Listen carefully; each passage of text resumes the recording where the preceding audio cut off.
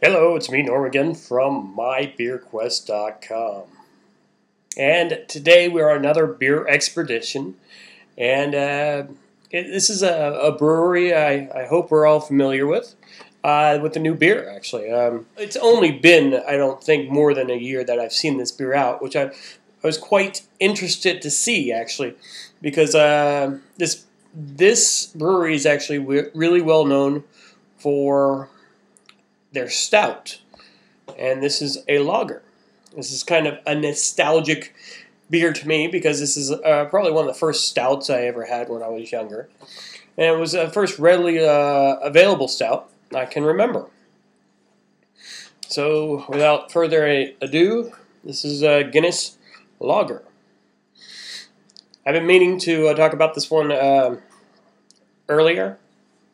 It's just, I've been busy. I haven't been able to do these expeditions quite as often as I would like. So I do appreciate everybody that still watches. So let's check this out. Got my trusty Guinness mug because it's a lager. You might as well drink it in a mug. As you can see, it's a really dark lager. If you don't know the difference between a lager and a stout, basically it's kind of the way they're brewed. You can even see it says cold brewed with roasted barley. So the brewing process with an ale, it's warmer when it's brewed. And the yeast, when it fermentates, goes from the top to bottom. When it's cold, the yeast stays at the bottom of the batch and goes from the bottom to the top. And that's one of the main differences. So, but other than that, it usually takes a certain type of yeast. Some yeasts are more delicate than others. So there's lager yeast and there's ale yeast, and then there's champagne yeast and all these other kinds of different yeasts. So that's the difference between a lager and an ale. And a stout is technically an ale. So I can't wait to try this. I generally find lagers kind of boring, but being this is a black lager, hopefully it's not quite as boring as one of the other, lagers.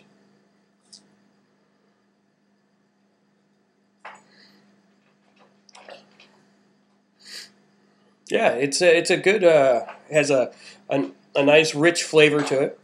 You can taste the malted barley, the roasted barley. Has a crisp finish like that of a lager, and yeah, it's quite enjoyable. It's really was a hot day, and it's kind of a cool evening. So this is a really nice beer for cool summer evening, even though it's not quite summer yet. It's still spring.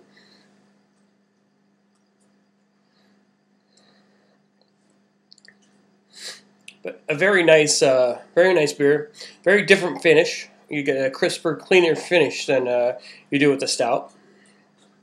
But it's definitely has a good full body to it. I really enjoy the darker lagers. So I think this one might be pretty good for one of my summertime brews. So let me find out a little bit more information. Someone told me that this wasn't available in Ireland, and I don't know how true that is. If anybody has any more information on that, if they could post it so I can find out, I would appreciate it. And I'm trying to find the alcohol by volume on it, which 12 fluent ounces. St. James Gate. I can't find the alcohol on it, so maybe I'll have to find that and post that later. Unfortunately, sorry about that. But it is a nice beer. Fairly affordable. I think it was reasonably priced. I actually don't quite remember.